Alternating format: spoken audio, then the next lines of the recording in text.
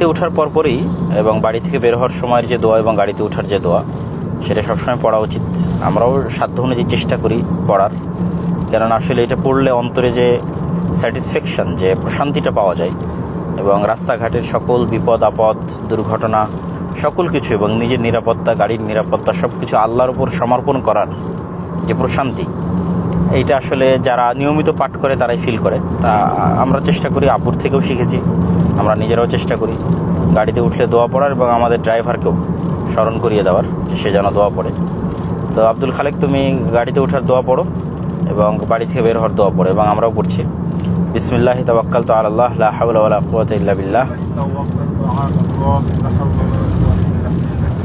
সুবহানাল্লাযী সাখখারা লানা হাযা ওয়া মা কুন্না লাহু মুকরিনিন ওয়া ইন্না ইলা রাব্বিনা লামুনকালিবুন।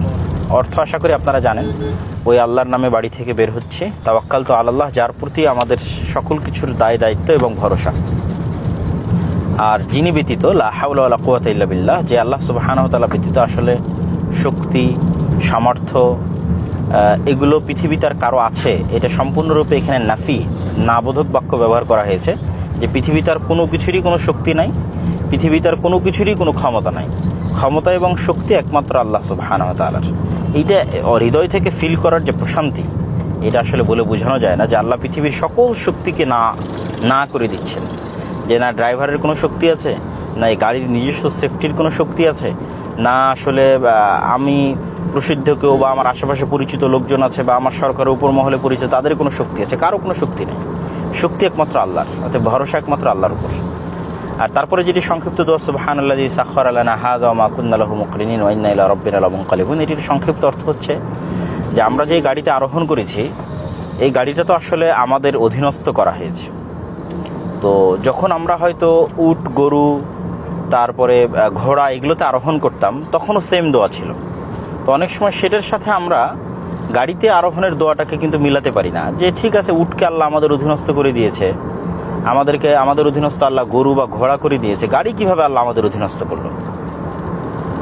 তো গাড়িকেও যে আসলে অধীনস্থ করা যায়, এটা একটু সূক্ষ্ম মাথায় যদি আপনি চিন্তা করেন, যে এই গাড়িটা যেই তেল দিয়ে চলতেছে, সেই তেলটাকে মানুষ তৈরি করেছে?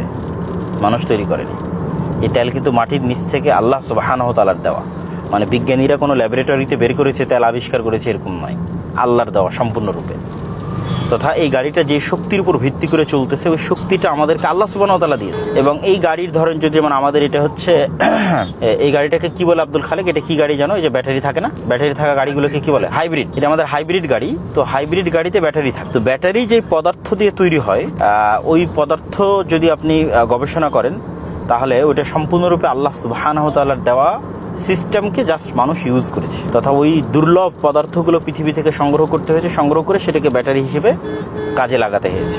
আমরা যে ব্যাটারি তৈরির কথা বললাম, যে হাইব্রিড গাড়িতে যে জিনিসগুলোতে ব্যাটারি তৈরি হয়, লিথিয়াম, কোবাল্ট ইত্যাদি পদার্থর সংমিশ্রণ ঘটিয়ে আসলে ব্যাটারিকে তৈরি করা হয়। তো এই পদার্থগুলো তো আসলে মানুষ নিজেরা আবিষ্কার করতে পারে না। এগুলো পৃথিবীর বিভিন্ন জায়গায়, যেমন হয়তো আফ্রিকার কঙ্গো, এরকম বিভিন্ন জায়গায় দুর্লভ আকারে পাওয়া যায়। সেগুলো সংগ্রহ করে নিয়ে এসে ব্যাটারিটা তৈরি করা হয়। তাহলে দেখেন, গাড়ি যে তেল দিয়ে চলতেছে সেটাও মানুষ তৈরি করেনি, গাড়ি যে ব্যাটারি দিয়ে তৈরি চলতেছে সেটাও মানুষ তৈরি করেনি। এবার গাড়ির বডিতে আসেন, গাড়ির এই ফুল বডি মানুষ কিন্তু কোনো ল্যাবরেটরিতে তৈরি করেনি।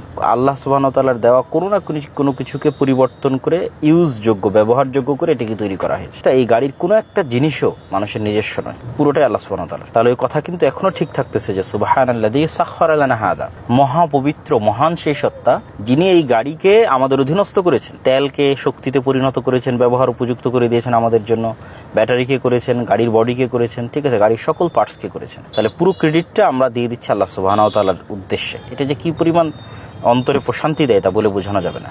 তারপরে আমরা কি বলতেছি, যদি আল্লাহ সুবহানাহু ওয়া তাআলা আমাদের এই শক্তি না দিতেন, তাহলে কখনোই আমরা এটি করতে পারতাম না, এই গাড়িকে আমাদের অধীনস্থ করতে পারতাম না। আল্লাহ তৌফিক দিয়েছে, আমরা সক্ষম হয়েছি। ওয়া ইন্না ইলা রাব্বিনা লামুনকালিবুন। আর আমরা আসলে পৃথিবীতে ক্ষণস্থায়ীভাবে আছি, একদিন আমাদের প্রতিপালকের কাছে ফিরে যেতে হবে। তাহলে ইসলামের প্রত্যেকটা দোয়ার মধ্যে দেখবেন যে আল্লাহর প্রতি ভরসা এবং আল্লাহর প্রতি সকল দায় দায়িত্ব দেওয়া এবং পুনরায় পরকালের কথা স্মরণ করিয়ে দেওয়া, এই জিনিসগুলো কমন থাকে।